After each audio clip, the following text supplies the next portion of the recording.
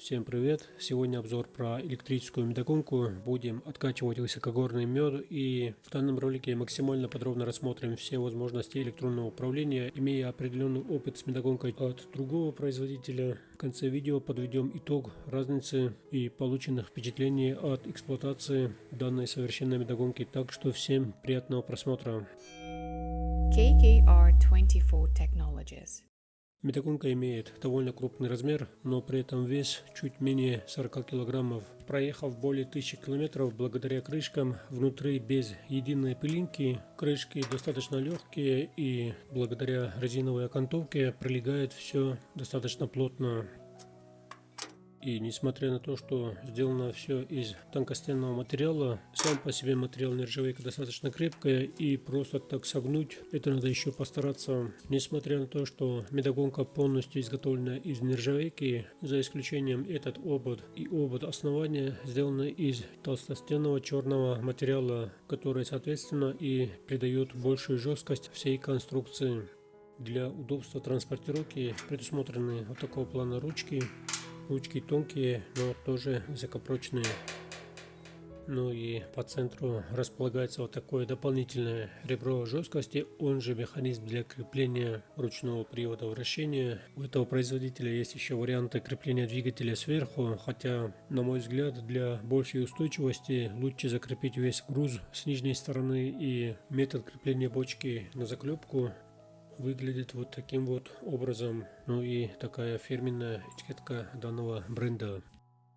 Кран здесь снова это полностью пищевая нержавейка. В том числе все элементы крепления не магнитятся, и для сравнения с нашей старой медогонкой, если оставить на ночь, то утром можем увидеть вот такую лужу. А вот новый механизм надежной конструкции, герметичности не протекает. Видим еще хорошее качество сварки, но и для полноценной герметичности крепление с бочкой также имеет слой уплотнительного герметика. И диаметр сечения данного крана составляет, как видим, приличных 5 сантиметров. Хотя подачу меда с помощью данного винта можно очень точно контролировать. Теперь заглянем в комплектацию. На сайте казалось, это какой-то странный элемент, но это опорные ножки и конструкция профильная труба. Есть и опорная ножка с такой регулировкой наклона. Сечение трубы 30 мм и длина составляет 47 см. И медогонка стоит на 3 ножках. Далее смотрим зажимы для подключения, который идет вместе с руководством пользователя для электронного привода. Зажим имеет достаточно тугой ход, что позволяет надежно фиксировать за полюсы аккумулятора, и примерно такой диаметр охвата сечения и такой разъем, откуда будет происходить подача питания на блок управления двигателем. Электропривод имеет много разных модификаций, хотя мой вариант поставляется по усмотрению производителя, и для удобства управления здесь максимально подробно написано все возможности ручного управления и режима программирования. Из основных технических параметров это постоянное напряжение в 12 вольт и ток коммутации максимум до 8 или потолок 10 амперов. Имейте в виду, есть и потребление тока в фоновом режиме в размере 120 мА, поэтому при бездействии с прибором лучше все-таки полностью обесточить. И для тех, кто нравится кочевать, имейте в виду, на грузовых более высокое напряжение, и здесь максимально допустимое значение в 15 вольт. Но чтобы не таскать с собой второй аккумулятор, есть специальное такое понижающее устройство DC-DC преобразователь с 24 вольт или даже с более высокого напряжения. Это позволяет понизить выходное напряжение до 12 вольт. Но еще один такой серьезный плюс данного устройства – это возможность управления медогонкой уже с помощью вот такого пульта дистанционного управления. Буду устанавливать вот такой блок питания. Суммарно потребление раз не превышает 10 амперов, то это примерно 120 ватт, и такой блок питания с мощностью в 200 ватт будет с очень хорошим запасом, соответственно, и сам блок питания будет меньше нагреваться для стабильной и более продолжительной работы. Далее видим механизм ручного привода. Тоже можно ознакомиться для тех, кому не интересно или не хочется связываться с электроникой. Здесь также видим, есть все достаточно для того, чтобы производить редукцию вращения, и по качеству изготовления можем видеть все своими глазами. Данная планка позволяет крепить уже данный шкив непосредственно на усилитель жесткости. Для этого предусмотрены уже соответствующие регулировочные отверстия. Вращение как для ручного, так и электронного привода передается с помощью вот такого ремня, и примерные размеры снова у вас на экране. В целом это профиль Z, и длина такого ремня 850 мм, не путать с межосевым расстоянием. Далее идет шкив. Это уже для передачи вращения от электронного привода. Видим, также сделано все достаточно добротно и есть следы ручного труда. В комплектации также есть уже непосредственно руководство по самой медогонке, фирменная, так скажем, брошюрка, в котором также все подробно написано по сборке, установке и управлению медогонкой. Ну и, собственно, основной блок управления. Видим размеры. Устройства довольно-таки компактного размера и высотой примерно 5 сантиметров. Для коммутации высоких токов устанавливается провода 2 на 1,5 квадрата, ну и такие разъемы подключения. Один для питания самого блока, второй уже управляющий приводом. Из органов управления всего две кнопки снизу, над которым располагаются и два регулятора, и данный блок, видим, крепится вот на такой мощной железной пластинке. Для качалки вес имеет определенное значение, соответственно двигатель здесь имеет минимальные размеры, примерно 10 на 7 сантиметров, но при этом такой малыш имеет достаточно крутящего момента, чтобы развить силу вращения. Ну и видимо такой диаметр сечения выходного вала. Начнем крепление ножек на основании. Для этого есть специальные подиумы. Ну и снизу вся силовая конструкция, куда собственно прикрепляется и редукция электропривода. Вот такой центральный выход для крепления шкива. Ну и теперь начинаем сборку ножек.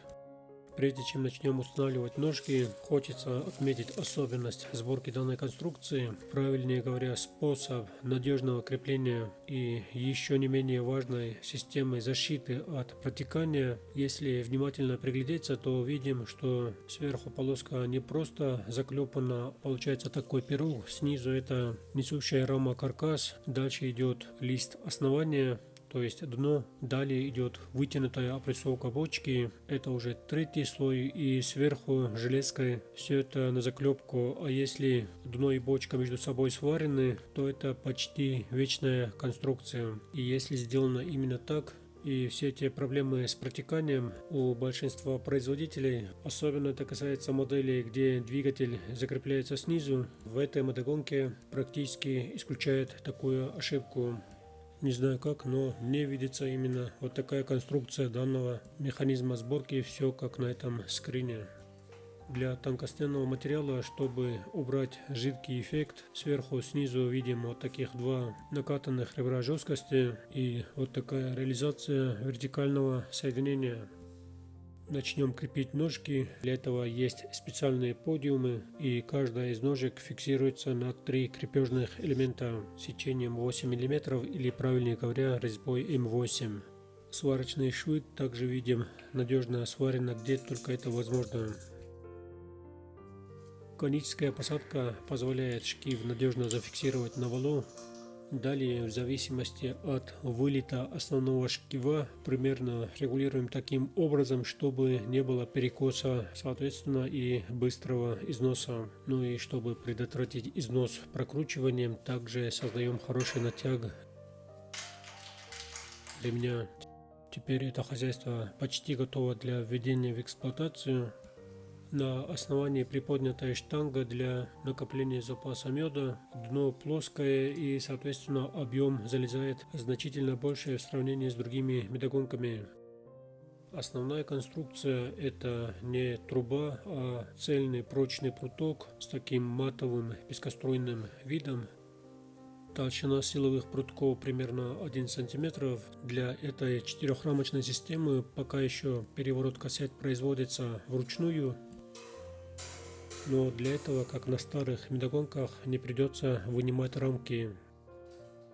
Процесс все проходит достаточно быстро, и такой способ значительно ускоряет процесс откачки меда. Сварочные швы также проработаны шлифовкой, чтобы предотвратить опасные острые кромки. Кассеты основной каркас также изготавливается из 5-мм прутка, а остальная часть решетки сделана еще из более тонкого сечения, то есть 3 и 2 мм соответственно. Но при этом, как видим, каждый пруток приварен, и получается долговечная конструкция. Есть и такой обруч из более тонкого сечения, связующий всех основных элементов. Диаметр бочки составляет примерно 72 см. Высота бочки с ребром жесткости будет чуть побольше. Смотрим, плавное вращение, нигде ничего не заедает, не закусывает. В общем, отличная центровка, без никакой вибрации, нет никакого постороннего шума, и все работает достаточно тихо и плавно. На кассете сбоку видим также приваренные полоски, упорные для ГОСТовских додан, магазинных рамок и других. Все как раз для этого и предусмотрено, в том числе и рутовских. Для механизма переворота кассет снизу можем видеть пружину фиксации, которая, собственно, и прижимает. Для тех, кому интересно, какая вместимость по высоте для рамки, то до прутка смотрим примерно 45 сантиметров, и расстояние, которое может вместить до ребра жесткости, это почти 48 сантиметров. Но при такой высоте надо иметь в виду, механизм переворота будет недоступен. То есть по-старому придется вынимать рамку, чтобы повернуть на другую сторону. Максимальная ширина погрузки это примерно 315 мм. Думаю, приличный запас при размере рамки в 300 мм, так скажем, сокращает время зачистки восковых отстроек. Ну и для живого примера смотрим рамку с дополнительной отстройкой сот в обе стороны примерно по 1 см. И как видим, спокойно такая рамка залезает без дополнительной обработки. И для тех, кому интересно взглянуть на медогонку изнутри, увидеть опорную ответную часть, то здесь все видим реализовано таким образом. Ну и такой не менее важный параметр, как видим, с такой толщиной примерно в 5 см залезут даже очень-очень жирные медовые рамки. Теперь закрепляем блок управления на свое место. Установку можно производить вдоль усилителя ребра жесткости, также и поперек, повернув на 90 градусов. Эти два крепежных элемента как раз позволяют перпендикулярно производить монтаж блока управления. Не знаю кто как, но прежде чем начинать откачку меда, есть смысл хорошенько отмыть всю начинку с пищевой содой. И теперь можем начинать откачку. Но прежде чем тестировать медогонку, какая бы ни была надежная медогонка, чтобы предотвратить вибрацию и максимально продлить срок службы, есть смысл выбирать соты такие, чтобы по весу были более-менее одинаковые. Но так не всегда получается, тем более точно подбирать по весу рамки, и в таком случае есть смысл крутить на медленной скорости в обе стороны, чтобы сперва снять основную массу меда. Подключение не составляет проблем. Один провод с блока соединяется с мотором, и специальные разъемы не позволяют случайным образом перепутать. Второй же провод, соответственно, идет на источник питания.